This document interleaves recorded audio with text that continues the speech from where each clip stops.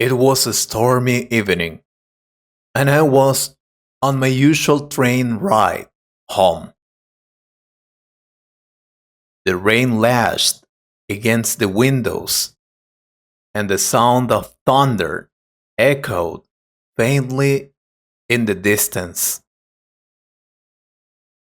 It had been a long day at work, and I was lost in my thoughts as the train rattled along the tracks. The carriage wasn't crowded, but it wasn't empty either. People were quietly reading, scrolling on their phones, or staring out into the rain soaked darkness. That's when I saw her. She was sitting a few rows ahead, near the window. At first, I noticed her red scarf. It stood out against the dull, gray surroundings of the train. She was reading a book, completely absorbed, with a small smile playing on her lips. I don't know what it was about her. Maybe it was the way she seemed so peaceful amidst the chaos of the storm. But I couldn't take my eyes off her. I quickly looked away when she glanced up, hoping she hadn't noticed me staring. But to my surprise, she smiled, just a shy, fleeting smile, and then returned to her book. My heart skipped a beat. For the next few minutes, I tried to focus on my own book, but my eyes kept drifting back to her. She was different. I could feel it. There was something about her presence that filled the air with warmth, even as the storm raged outside. Then it happened. As the train hit a sudden bump, her suitcase, which she had placed on the seat beside her, tumbled to the floor. The contents spilled out: books, notebooks, small scarf, and a few other belongings. She gasped and quickly bent down to pick them up. Without thinking, I got up and walked over to help her. "Let me help you," I said, crouching down to gather her scattered books. She looked up at me, her eyes wide with gratitude. "Oh, thank you. That was clumsy of me." Her voice was soft, almost musical. "No problem," I said, handing her a notebook. "You've got quite a collection here." She laughed lightly, brushing a strand of hair behind her ear. "I'm a writer, or at least I'm trying to be one."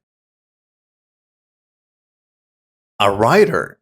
I asked, intrigued. "What do you write about?" "Travel stories mostly," she said. "I've been to so many places, and I love capturing those experiences in words." There's something magical about sharing your journey with others. Her words fascinated me. I had lived in this same small town my entire life, never venturing far.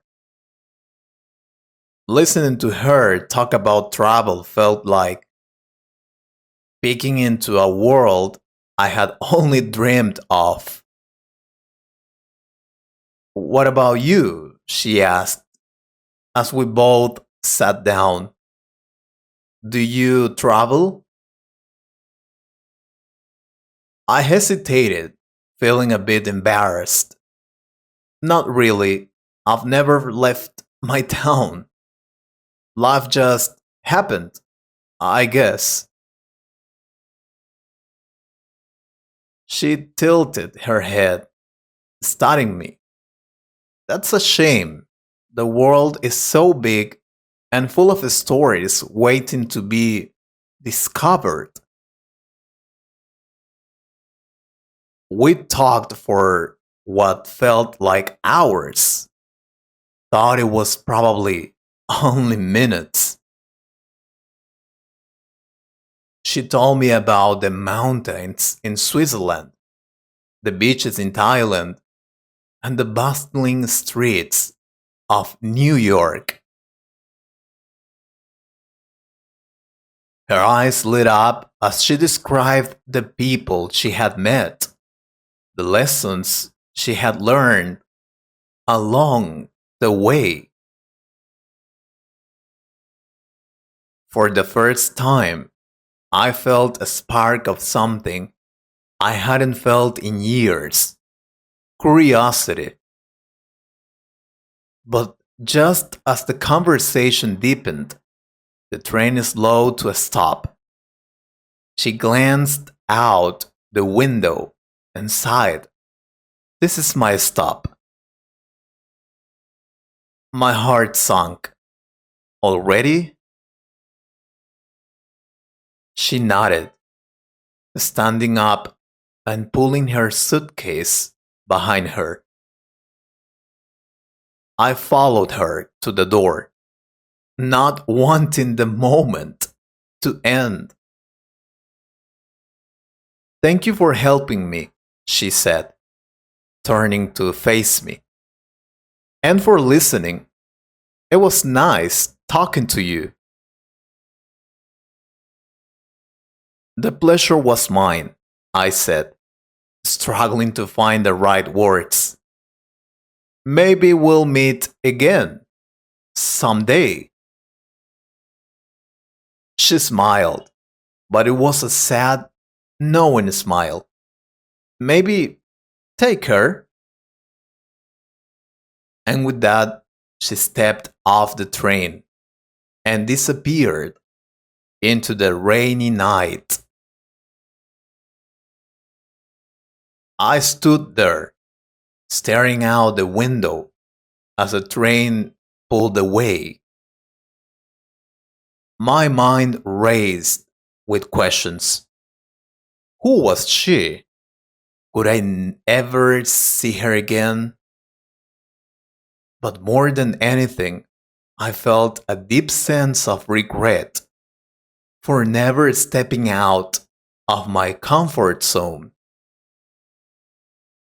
That night, I made a decision. I would travel. For years, I had been stuck in the same routine, afraid to take risks or try new things. But meeting her, even for such a brief moment, had ignited something in me. She had shown me a glimpse of what was possible, and I couldn't ignore it anymore.